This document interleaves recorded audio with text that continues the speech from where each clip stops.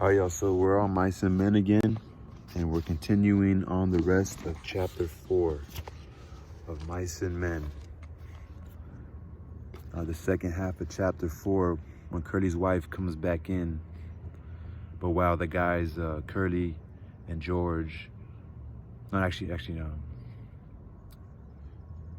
Curly, George, and Slim and the guys, I think Carlson, they all went they went out to go, I guess, like to that lady's house, that lady that cracks jokes, you know, I think they were calling it a whorehouse in the scene, but they had described the lady as being fun. I think Slim or Carlson or it was Whit, I think Whit invited George. But who stuck at the barn was Candy, the one with the old dog.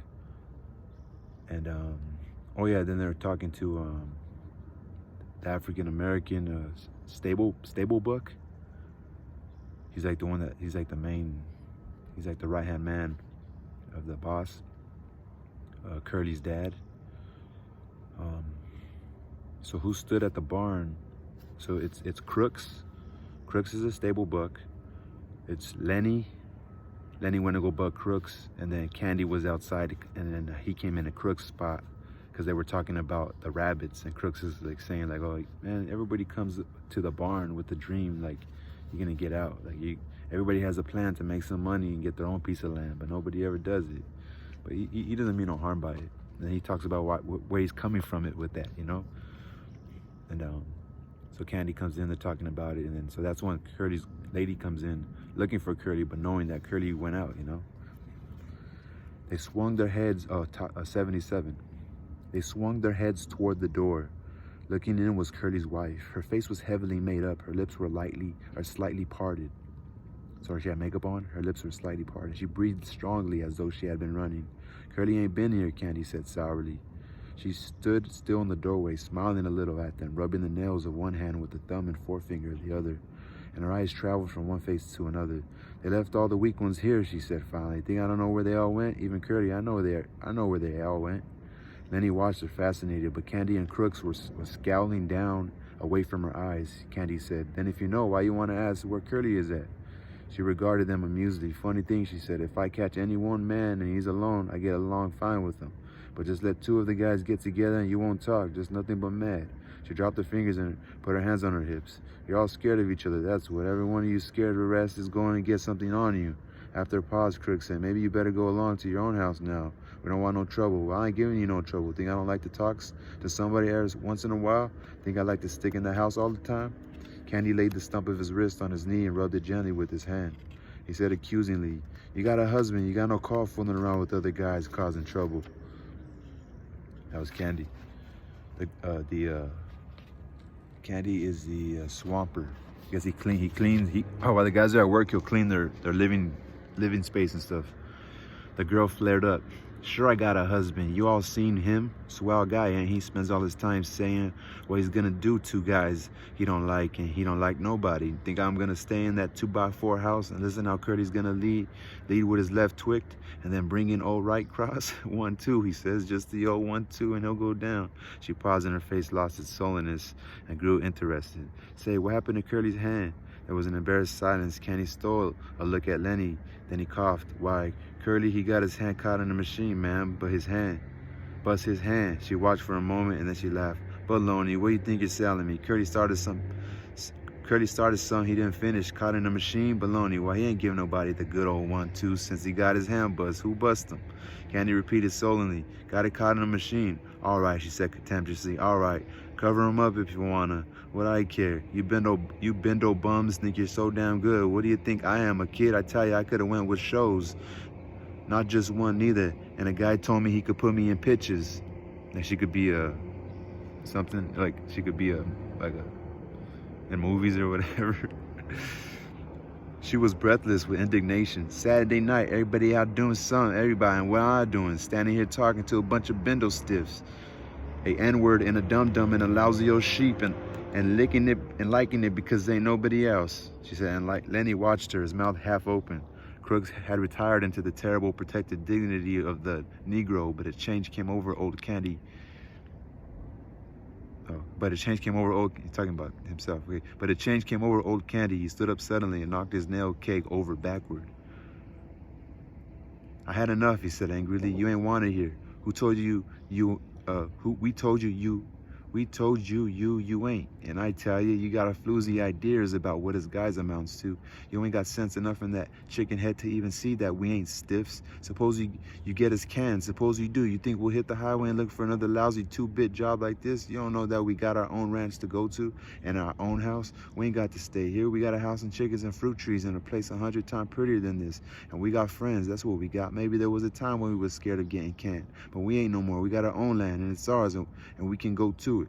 Curly's wife laughed at him. Baloney, she said. I seen too many you guys. If you had 2 bits in the world, why you being getting 2 shots of corn within sucking the bottom of the glass? I know you guys. I know you guys. Candy's face had grown redder and redder, but before she was done speaking, he had control of himself. He was the master of the situation. He was the master of the situation. I might have knew, he said gently. Maybe you just better go along and roll your hoop. We ain't got nothing to say to you at all. We know what we got, and we don't care whether you know it or not. So maybe you better just scatter along now. Because Curly maybe ain't gonna like his wife out on the barn with us bindle stiffs.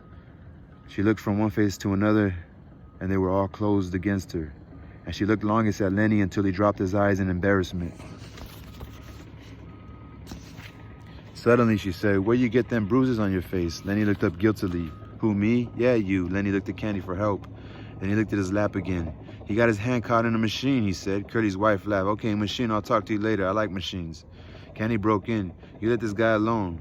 Don't you do messing around with him. I'm going to tell George what you says. George won't have you messing with Lenny. Who's George, she asked. The little guy you come with? Then he smiled happily. That's him, he says. That's the guy. And he's going to let me tend the rabbits. Well, if that's all you want, I might get a couple rabbits myself. Crook stood up from his bunk and faced her. I had enough, he said coldly. You got no rights coming in a colored man's room. You got no rights messing around in here at all. Now you just get out and get out quick. If you don't, I'm going to ask the boss not to ever let you come in the barn no more. She turned on him in scorn and said, listen, N-word, she said. You know what I can do if you open your trap? Crook stares hopelessly at her, and then he sat down on his bunk and drew into himself. She closed on him. You know what I could do? Crook seemed to grow smaller, and he pressed himself against the wall. Yes, ma'am. While you keep yourself in place, N-word, I could get you strung on a tree so easy it ain't funny. Crook's had reduced himself to nothing. There was no personality, no ego, nothing to arouse either like or dislike.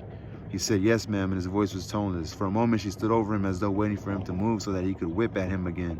But Crook sat perfectly still, his eyes averted, everything that might be hurt drawn in. She turned at last to the other. Old Candy was watching her, fascinated. If you was to do that, we'd tell, he said quietly. We'd tell about you framing crooks. That's right. Tell and be damned, she cried. Nobody listened to you, and you know it. Nobody listened to you. Candy subsided. No, he agreed. Nobody listened to us. Lenny whined.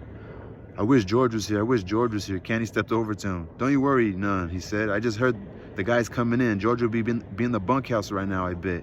He turned to Curly's wife. You better go home now, he said quietly. If you go right now, we won't tell Curly you was here. She appraised him coolly. I ain't sure you heard nothing. Better not take no chances, he said. If you ain't sure, you better take the safe way. She turned to Lenny. I'm glad you bust up Curly a bit. He got it coming to him. Sometimes I like to bust him myself. She slipped out the door and disappeared into the dark barn. And while she went through the barn, the halter chains rattled and some horses snorted and some stamped their feet. Crook seemed to come slowly out of the layers of protection he had put on. Was that the truth what you said about the guys come back? He said, sure, I heard him. Well, I didn't hear nothing. The gate banged, Candy said, and he went on. Jesus Christ, Curly's wife can move quiet. I guess she had a lot of practice, though. Ooh, Crooks avoided the whole subject now. Maybe you guys better go.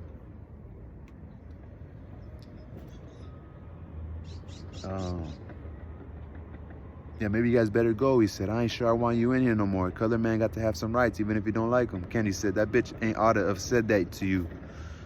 Oh, that's what Candy said. That bitch didn't ought to have said that to you. It wasn't nothing, Crook said dully. You guys coming in, sitting, made me forget. You guys coming in and sitting made me forget. What she says is true. The horses snoring out in the barn and the chains rang and a voice called. Lenny, oh Lenny, you in the barn? It's George, Lenny cried, and he answered. Here, George, I'm right in here. In a second, George stood framing the door and he looked disapprovingly about. What are you doing in Crook's room? You hadn't ought to be in here. Crooks nodded. I told him, but they come in anyways. Well, why don't you kick him out? I didn't care much, said Crooks. Lenny's a nice fella. Now Candy arose himself. Oh, George, I've been figuring. I got it doped out how we can even make some money on them rabbits. George scowled. I thought I told you not to tell nobody about that. Candy was crestfallen. Didn't tell nobody but Crooks. George said, why you guys get out of here? Jesus, seems like I can't go away for a minute. Candy and Lenny stood up and went toward the door. Crooks called. Candy? Huh?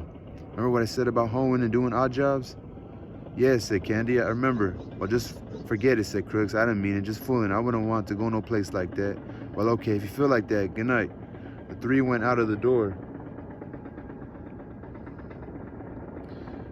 The three went out of the door. As they went through the barn, the horses snorted and the halter chains rattled. Crooks sat on his bunk and looked at the door for a moment.